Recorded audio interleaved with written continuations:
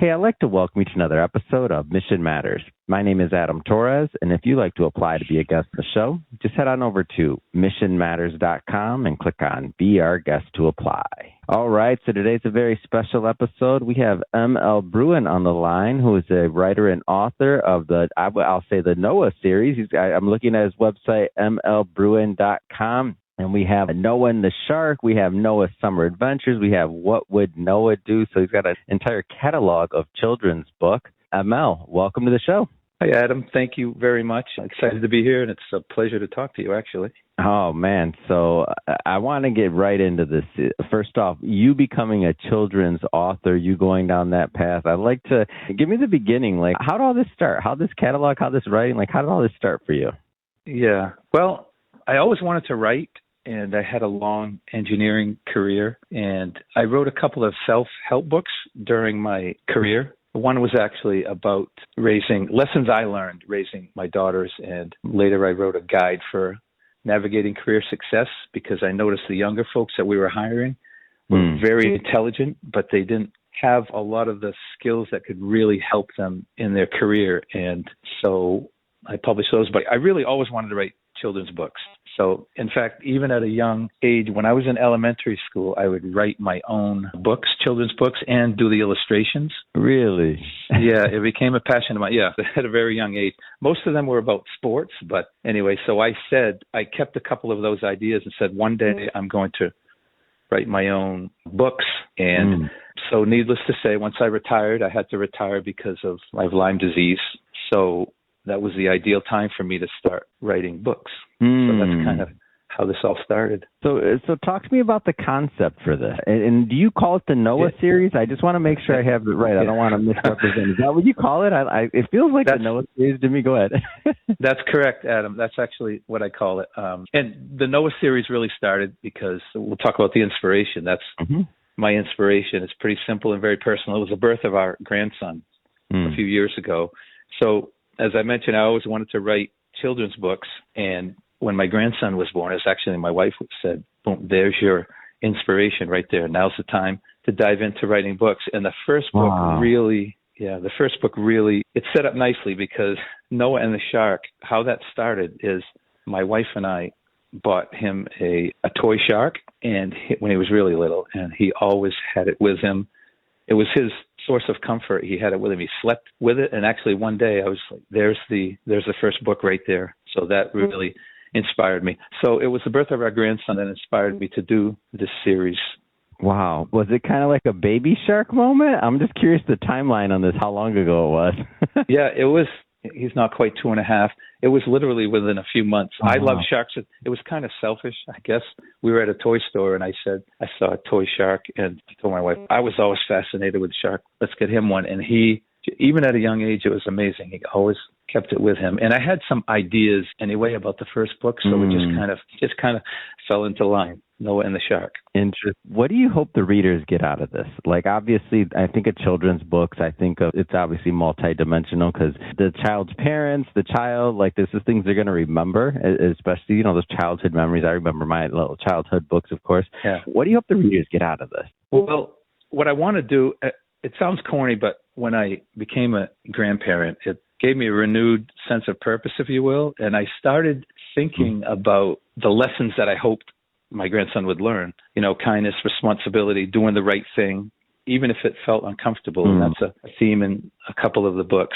So I really thought about, before I started diving into the first book even, I thought about the times when he might feel unsure of himself or afraid or even brave. And so I said to myself, I want to create stories that could kind of sit with him in those times and show him that it's okay and healthy to feel these things. And so I like to say, I really try to write the kind of books I want on his bookshelf, stories that comfort, encourage, remind children that they matter and their feelings do matter.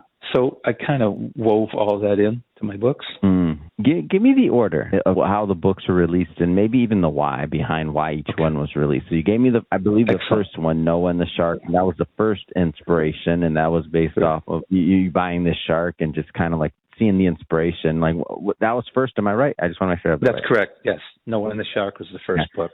For the Noah series, because you mentioned before that the Who Taught Who, the one that you wrote for your daughters, and then your other book too. But for the Noah series, Noah and the Shark was first, right? Right. Okay, what came next? The second book was Noah's Summer Adventures, and the idea, each book it tries to teach kids something. Noah and the Shark teaches that only the truth matters, because Noah struggles with the fact that his parents and family for some time don't believe that he befriended a shark. He's always down at his dock, and one day a lost shark asks for directions, and they become fast friends. So in this book, in Noah and the Shark, that the shark teaches him that only the truth matters. So that's the theme of the first book. The second book, Noah's Summer Adventures, is simply Noah spending time in the summer with family and friends.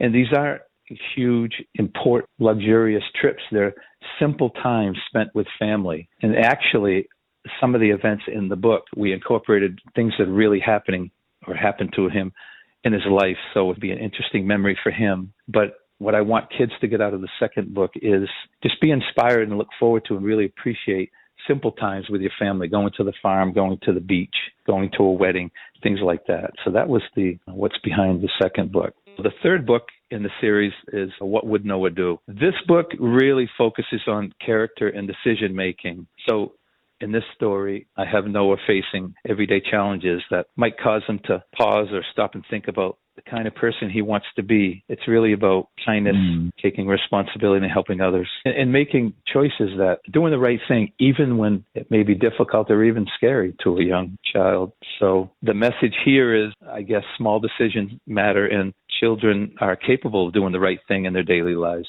as I mentioned, even when it can be challenging for them. Talk to me a bit about the illustrations, because they're beautiful. I'm curious how you came up with that piece. I know you said when you were a kid, you were illustrating the book yourself. Did you illustrate this, or talk to me about the illustrations? They're beautiful. Yeah. Thank you. The publisher has an illustrator that does them. When I first started writing, I spent much time illustrating and realized after not a long period of time that no, it wasn't going to work out. The ideas I presented, I'm not talented enough to do it, so they set me up with an illustrator. But thanks for saying that. That's one of the biggest comments we get, is that the full-page illustrations are really colorful and beautiful, and the illustrator does a great job. That takes the most time, believe it or not. It takes a while for me to write, but the illustrations, because there are so many edits and there are scenes that I want to come across in a certain way that don't look just right, so it takes a lot of iterations, but yes, they supply the illustrator to help me, fortunately. That's great. So I believe the first book was released in 2024, I think. So you're really cranking these things out at the clip of, at least you're pumping them out. I'm curious, what's your vision for the series overall? How do you envision this? Well, thanks for that question, because I've been thinking a lot about that lately. I'm currently writing the fourth book, and doesn't surprise me. You got a catalog. Thanks. You got to start talking about a catalog now. Yeah, right. You've created a universe of Noah. So my plan is to write the fourth book, and it'll be out before Christmas time. It'll have a Christmas message. Beyond that, in this series anyway, I'm going to wait until Noah gets a little older, because my plan from the get-go was to have Noah actually work with me on the future books, what he wants the topics to be about, what he wants to include in them. So if he thinks all of this is fun and interesting. So that's my plan, and I'm really looking forward to that. So I think this book will be it for the Noah series until Noah starts collaborating with me. But I have some other ideas in parallel with that I may start writing. For instance, the children's books I told you that I wrote as a youngster in elementary school. So I may work on those next. What does the family say about this? I mean, it's got to be pretty cool. Everybody's like, wait a minute, Noah gets a book? I don't get Yeah. There's got to be some sibling rivalry, some other, what happens if there's another child, another grandkid? You're in trouble, man. Noah got all the books. You're in trouble. You're gonna have a Marvel universe. You're gonna have to have a Marvel universe just to keep everybody happy. Exactly. Well, it's funny. We have talked about that, and mainly it was me, because when we started, I asked his parents, my daughter and son-in-law, was this okay? And they were absolutely for it. And then I said, by the way, to our other child, if and when other grandchildren come, they will get their own book. I didn't promise a series, but they will get their own book. You're going to be writing like the Charlie Brown founder. What does Grandpa do? He writes his books all day like Charlie Brown. That could be the case, yeah. Oh, man. Whew, you said I did. Precedent. If not, you'd be like, I'm the favorite. Look, look at the book. Yeah, you're right. You're right. I have to be careful for that. Oh, man, that's great. But what a legacy. I love it. And it's great to see. And what's been the feedback from, like, the readers? I'm sure people love this. I can tell. Like, people just love this thing, don't they? It's been, how do I say, it's been far beyond my expectations. And that's the biggest thing. If we're I figured. If we're at a book signing or something and people come up and say, or teachers come up and say, oh, my class loves your books. I want to buy the rest of them. Will you come in? And then to see the children, their face light up. We try to include them at the It's gotta book be signing. crazy. That's the best. You're right. It's unbelievable. That's the best feeling because that's who I want to reach, right, and inspire is the youngsters. So, yes, it's been amazing. Thank you for asking. Yeah, I figured it has to be like when you see a little kid's face light up seeing, and you think about like the pages of like how it took to write it and illustrate it, and then your inspiration. Like it's the gift that just keeps giving. I feel like it's got to be amazing. No, that's a great way to put it, Adam. Yeah. It's true. Well, Mark, this has been a lot of fun having you on today and just learning more about the Marvel universe of Noah. No, the universe of Noah and the catalog you have going. And now I already know they're going to keep you busy. You're going to be writing a whole lot more, which is wonderful. Exactly. Me, when somebody puts something in a book like this and that passed down knowledge, I just feel like that's one of the things that uplifts us all, like, and pass on that knowledge. So that's wonderful. Thank you. If somebody wants to pick copies of this book and to get them in their hands and to follow your journey, how do they do that? Right. My website is mlbruin, BRUIN.com, where people can see what I'm working on and where I will be doing events and when the books are coming out. The books are sold at everywhere you buy books, really. You can find my books. Instagram is mlbruin, MLBRUIN, and Facebook is mlbruin-author.